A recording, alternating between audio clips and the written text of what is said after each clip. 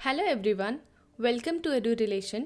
इस वीडियो में हम बात करेंगे करंट अफेयर्स क्वेश्चंस के बारे में जो होंगे मई 2022 के दूसरे सप्ताह के। सभी दर्शकों से अनुरोध है कि वीडियो को अंत तक जरूर देखें, जहां हमने अंत में इन प्रश्नों से संबंधित 3 प्रश्न करंट अफेयर्स के आपसे पूछे हैं। उनका जवाब आप कमेंट बॉक्स में ज़रूर दें। अगर आप ये वीडियो YouTube पर देख रहे हैं तो हमारे चैनल को सब्सक्राइब कीजिए और अगर Facebook पर देख रहे हैं तो पेज को फॉलो कीजिए। तो चलिए अब नए प्रश्नों की शुरुआत करते हैं। पहला प्रश्न है, हाल ही में किसे वर्ष 2022 का विश्व खाद्य पुरस्कार मिला है? सही आंसर है सिंथिया रोसेनज़वेग। यहाँ प्रसिद्ध कृषि विज्ञानी सिंथिया रोसेनज़वेग को वर्ल्ड फूड प्राइज फाउंडेशन की तरफ से वर्ष 2022 का विश्व खाद्य पुरस्कार मिला है। आपकी बेहतर जानकारी के लिए बता दूं कि विश्व खाद्य पुरस्कार एक प्रतिष्ठित पुरस्कार है जिसे खाद्य और कृषि के लिए नोबेल पुरस्कार के रूप में माना जाता है। ध्यान रहे कि यह पुरस्कार सिंथिया रोसेनज़वेग को उनके शोध के लिए जलवायु और खाद्य प्रणालियों के बीच संबंधों को समझने और भविष्य में वे कैसे बदलेंगे इसका पूर्वानुमान लगाने के लिए दिया गया है। बात करें पिछले साल की तो यह पुरस्कार भारतीय मूल की डॉक्टर शकुंतला हरक सिंह थिलस्टेट को मिला था। अगला प्रश्न है, प्रतिवर्ष विश्व रेड क्रॉस दिवस किस तारीख को मनाया जाता है? सही आंसर है 8 मई को। आपको बता दें कि 8 मई ही वह दिन है जब इसके संस्थापक जॉन हेनरी डिनेंट का जन्म वर्ष 1828 में हुआ था। इसलिए उनके जन्मदिन यानी 8 मई को ही विश्व रेड क्रॉस दिवस के तौर पर मनाया जाता है। इस वर्ष इस दिवस की थीम रखी गई है बी ह्यूमन काइंड। ये भी ध्यान रहे कि साल 1901 में हेनरी डिनेंट को उनके मानव सेवा के कार्यों के लिए पहला नोबेल शांति पुरस्कार मिला था। बात करें रेड क्रॉस के बारे में तो रेड क्रॉस एक अंतर्राष्ट्रीय संगठन है। इसका मुख्यालय स्विट्जरलैंड के जेनेवा में है। रेड क्रॉस सोसाइटी का मुख्य उद्देश्य युद्ध या विपदा के समय होने वाली कठिनाइयों से लोगों को राहत दिलाना है और दुनिया भर के लगभग 210 देश इस संस्था से जुड़े हुए हैं। अगला प्रश्न है, कौन व्यक्ति हाल ही में मोटरसाइकिल विनिर्माता कंपनी टीवीएस मोटर के नए प्रबंध निदेशक बने हैं? सही आंसर है सुदर्शन वेनु। पाठकों को बता दें कि इससे पहले सुदर्शन वेनु यहाँ कंपनी संयुक्त प्रबंध निदेशक थे। 33 वर्षीय वेनु दोपहिया वाहन बनाने वाले कंपनी की भविष्य की रूपरेखा तैयार करते थे। इसके अलावा उन्होंने एशिया, अफ्रीका और पिछले दिनों यूरोप सहित घरेलू और प्रमुख अंतर्राष्ट्रीय बाजारों में कंपनी के विकास में महत्वपूर्ण भूमिका निभाई है। टीवीएस मोटर कंपनी की बात करें तो टीवीएस मोटर कंपनी एक भारतीय बहुराष्ट्रीय मोटरसाइकिल कंपनी है। इसका मुख्यालय चेन्नई, भारत में है और यह वर्ष 2018-19 में 20,000 करोड़ से अधिक के राजस्व के साथ भारत में तीसरी सबसे बड़ी मोटरसाइकिल कंपनी है। अगला प्रश्न है, प्रतिवर्ष पूरे भारत भर में मातृ दिवस कब मनाया जाता है? सही आंसर है मई महीने के दूसरे रविवार को। बता दें कि इस दिवस को प्रतिवर्ष मां के सम्मान में मई महीने के दूसरे रविवार को मनाया जाता है। इसलिए अब की बार यह दिवस 8 मई को मनाया गया है। ध्यान रहे कि इस दिन की शुरुआत एना जार्विस ने की थी। हालांकि इससे पहले इस दिवस की शुरुआत एना जार्विस की मां एन रीव्स जार्विस करना चाहती थी। उनका मकसद माताओं के लिए एक ऐसे दिन की शुरुआत करना था जिस दिन अतुलनीय सेवा के लिए माताओं को सम्मानित किया जाए। लेकिन वर्ष 1905 में एन रीव्स जार्विस की मौत हो गई और उनका सपना पूरा करने की जिम्मेदारी उनकी बेटी एना जार्विस ने उठा ली। फिर एन रीव्स के निधन के 3 साल बाद यानी वर्ष 1908 में पहली बार मदर्स डे मनाया गया। वैसे मदर्स डे की तिथि को लेकर दुनिया भर में हमेशा ही मतभेद रहा है। इसलिए मदर्स डे बोलीविया में 27 मई को मनाया जाता है, जिसकी वजह है 27 मई 1812 की क्रांति, जिसमें स्पेन की सेना ने बोलिवियन महिलाओं को नृशंस हत्या कर दी थी जो आजादी के लिए लड़ रही थी। उन महिलाओं के सम्मान में 27 मई को मदर्स डे मनाया जाता है। वहीं ग्रीस के लोग भारत की तरह ही अपनी मां के प्रति स्नेह और सम्मान के लिए इस पर्व को हर साल मई महीने के दूसरे रविवार को मनाते हैं। अगला प्रश्न है, प्रतिवर्ष विश्व थैलेसीमिया दिवस कब मनाया जाता है? सही आंसर है 8 मई को। पाठकों को बता दें कि इस दिवस को प्रतिवर्ष 8 मई को लोगों को रक्त संबंधित इस गंभीर बीमारी के प्रति जागरूक करने के उद्देश्य से मनाया जाता है। ध्यान रहे कि थैलेसीमिया बच्चों को उनके माता पिता से मिलने वाला अनुवांशिक रक्त रोग है।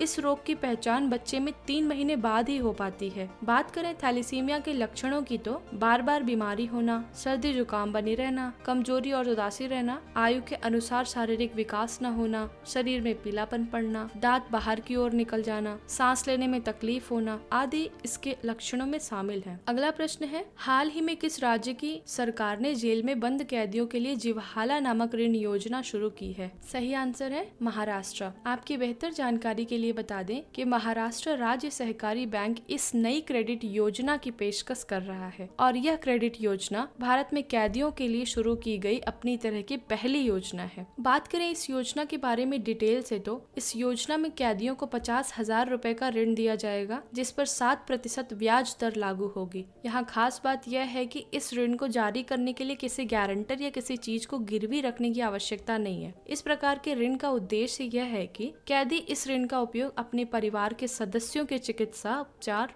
अपने बच्चों की शिक्षा और कानूनी शुल्क आदि में कर सकते हैं। अगला प्रश्न है, हाल ही में किस भारतीय पत्रकार को मरणोपरांत पुलित्जर पुरस्कार 2022 मिला है? यहाँ इस बार भारतीय पत्रकार अदनान अबिदी, सना इरशाद मट्टू, अमित दवे का नाम शामिल है, जबकि राइटर्स की दिवंगत दानिश सिद्दीकी को यह अवार्ड मरणोपरांत दिया गया है। आपकी बेहतर जानकारी के लिए बता दें कि दानिश की तालिबान और अफगान सेना के संघर्ष के दौरान मौत हो गई थी। वैसे सिद्दीकी इस पुरस्कार से पहले भी सम्मानित हो चुके हैं। उन्हें साल 2018 में फीचर फोटोग्राफी के लिए प्रतिष्ठित पुलित्जर पुरस्कार मिला था। अब बात करते हैं पुलित्जर पुरस्कार के बारे में तो पुलित्जर पुरस्कार हर साल 21 श्रेणियों में पत्रकारिता, साहित्य और कला में उपलब्धियों के लिए दिया जाता है और इस पुरस्कार के तहत एक प्रमाण पत्र और $15,000 का नगद पुरस्कार शामिल होता है। ध्यान रहे कि यह पुरस्कार कोलंबिया विश्वविद्यालय की ओर से दिया जाता है। इस बार के पुलित्जर पुरस्कार विजेताओं की पूरी सूची के लिए आप हमारी वेबसाइट को विजिट कर सकते हैं। अगला प्रश्न है, हाल ही में किस टेनिस खिलाड़ी ने मैड्रिड ओपन 2022 में पुरुष एकल का खिताब जीता है? सही आंसर है कार्लोस अल्कारेज। यहाँ स्पेन के टेनिस खिलाड़ी कार्लोस अल्कारेज ने मैड्रिड ओपन के पुरुष एकल चैंपियनशिप के फाइनल मुकाबले में जर्मनी के अलेक्जेंडर ज़्वेरेव को सीधे सीटों में 6-3 और 6-1 से हराकर खिताब अपने नाम किया है। आपकी बेहतर जानकारी के लिए बता दें कि यह कार्लोस का इस साल का चौथा खिताब है। इससे पहले वह मियामी, रियो डी जेनेरियो और बार्सिलोना में विजेता रहे हैं। अगला प्रश्न है, कौन व्यक्ति हाल ही में इलेक्ट्रॉनिक्स एवं सूचना प्रौद्योगिकी मंत्रालय के लिए नए सचिव बने हैं? सही आंसर है अलकेश कुमार शर्मा। आपकी बेहतर जानकारी के लिए बता दें कि अलकेश शर्मा भारतीय प्रशासनिक सेवा के 1990 बैच के केरल कैडर के अधिकारी हैं। इससे पहले वो कैबिनेट सचिवालय में अतिरिक्त सचिव एवं सचिव के रूप में काम कर चुके हैं। वहां पर वह सभी ढांचागत, आर्थिक, वित्त, उद्योग एवं कृषि मंत्रालयों के कैबिनेट प्रस्तावों से जुड़े काम संभाल रहे थे। अगला प्रश्न है, प्रतिवर्ष पूरे भारत में राष्ट्रीय प्रौद्योगिकी दिवस कब मनाया जाता है? सही आंसर है 11 मई को। आपकी बेहतर जानकारी के लिए बता दें कि इस दिवस को प्रतिवर्ष 11 मई को इसलिए मनाया जाता है क्योंकि भारत में निर्मित देश के पहले एयरक्राफ्ट हंस 3 ने 11 मई को सफलतापूर्वक उड़ान परीक्षण किया था। इसके अलावा भारत में बना त्रिशूल मिसाइल का सफल परीक्षण भी 11 मई को ही हुआ था।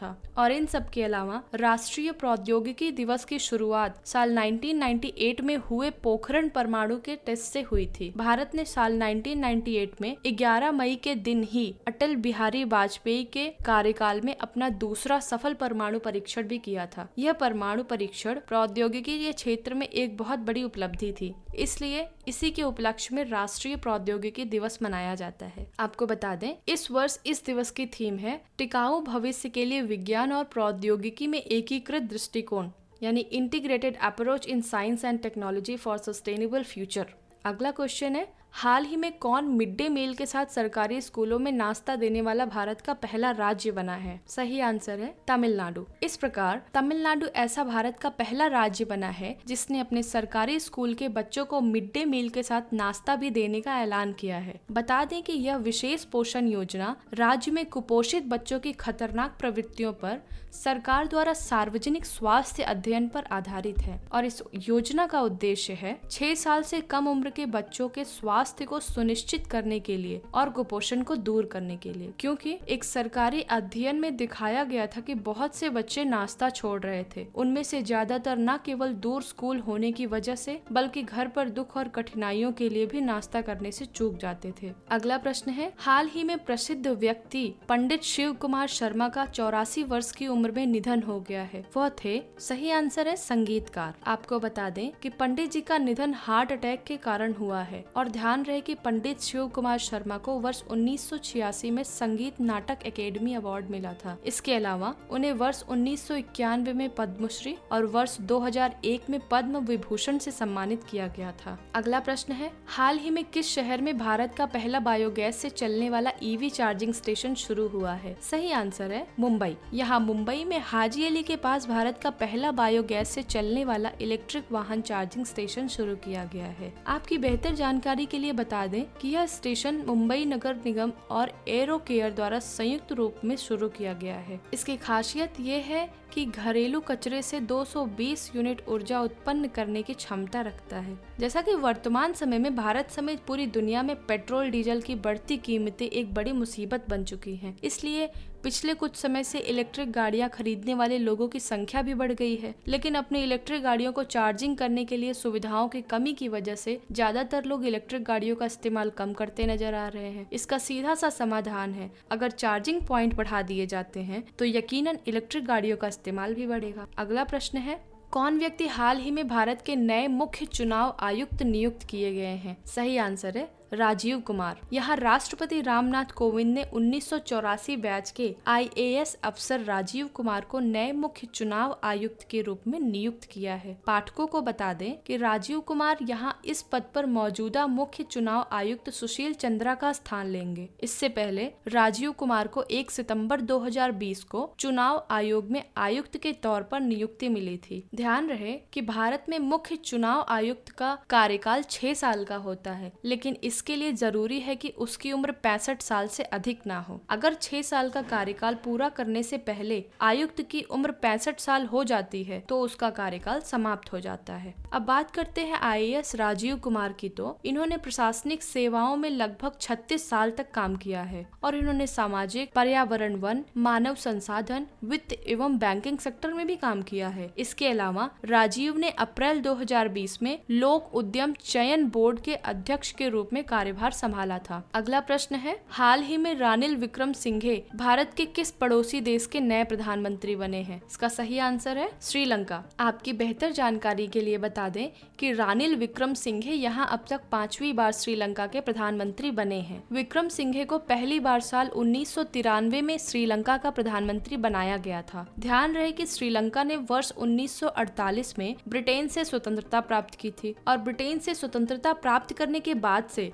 फिलहाल श्रीलंका सबसे बुरे आर्थिक संकट के दौर से गुजर रहा है। रानिल विक्रमसिंघे के पहले के कार्यकालों की बात करें तो इन्होंने 7 मई 1993 से 18 अगस्त 1994, 8 दिसंबर 2001 से 6 अप्रैल 2004, 9 जनवरी 2015 से 26 अक्टूबर 2018 और 15 दिसंबर 2018 से 21 नवंबर 2019 तक श्रीलंका के प्रधानमंत्री के रूप में कार्य किया है। अगला प्रश्न है, हाल ही में कौन फ्रांस की फैशन कंपनी लुई विटन की पहली भारतीय ब्रांड एम्बेसडर बनी है? इसका सही आंसर है दीपिका पादुकोण। आपको बता दें कि दीपिका पादुकोण फिल्म इंडस्ट्री की सबसे टैलेंटेड अभिनेत्रियों में से एक हैं और फिल्मों के अलावा दीपिका हर दिन सफलता का एक नया परचम लहरा रही हैं। यहाँ दीपिका अपने डॉल्फिन बैग के लिए लुई विटन के नए कलेक्शन का हिस्सा है। अगला प्रश्न है, कौन व्यक्ति हाल ही में एयर इंडिया के नए CEO और प्रबंध निदेशक नियुक्त किए गए हैं? सही आंसर है कैंपबेल विल्सन। आपकी बेहतर जानकारी के लिए बता दें कि इससे पहले 2022 में टाटा सन्स ने तुर्की की एयरलाइंस के पूर्व चेयरमैन इल्कर आयुसी को एयर इंडिया का CEO और प्रबंध नियुक्त करने की घोषणा की थी। हालांकि भारत से जुड़े अपने विचारों को लेकर विवादों के बीच आयुसी ने इस पेशकश को ठुकरा दिया था। चलिए अब बात करते हैं पिछले सप्ताह के वीडियो में पूछे गए प्रश्नों के सबसे तेज उत्तर देने वाले 3 विद्यार्थियों के नाम,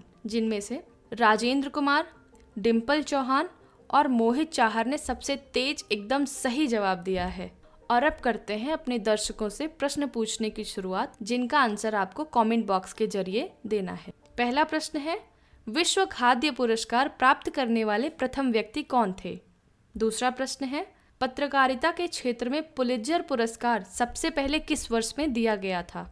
तीसरा प्रश्न है, हाल ही में किस टेनिस खिलाड़ी ने मैड्रिड ओपन 2022 में महिला एकल का खिताब जीता है? सभी दर्शकों से अनुरोध है कि अपना जवाब कमेंट बॉक्स में जरूर दें। इसके अलावा हम इन प्रश्नों के जवाब आपको अगले 3 दिन बाद कमेंट बॉक्स के जरिए दे देंगे। जो सबसे पहले जवाब देगा उसका नाम अगले वीडियो में बताया जाएगा। अगर आप इन सभी प्रश्नों के बारे में और अधिक डिटेल से पढ़ना चाहते हैं, जैसे क्या हुआ है, कैसे हुआ है, कब हुआ है, तो उसके लिए आप हमारी वेबसाइट और एंड्रॉइड ऐप पर जा सकते हैं, जिनका लिंक आपको डिस्क्रिप्शन बॉक्स में दिया गया है। इसके साथ ही आप इन प्रश्नों के मुफ्त PDF भी डाउनलोड कर सकते हैं। अगर आपको इस वीडियो के द्वारा कुछ महत्वपूर्ण और ज्ञानवर्धक सूचना मिली है तो वीडियो को लाइक करें, शेयर करें और हमारे YouTube चैनल को अगर अभी तक आपने सब्सक्राइब नहीं किया है तो इसे अभी सब्सक्राइब करें। इस वीडियो को अंत तक देखने के लिए आपका बहुत बहुत धन्यवाद। मिलते हैं आपसे अगले सप्ताह कुछ ऐसे ही नॉलेज के साथ। तब तक अपना ख्याल रखें और सुरक्षित रहें।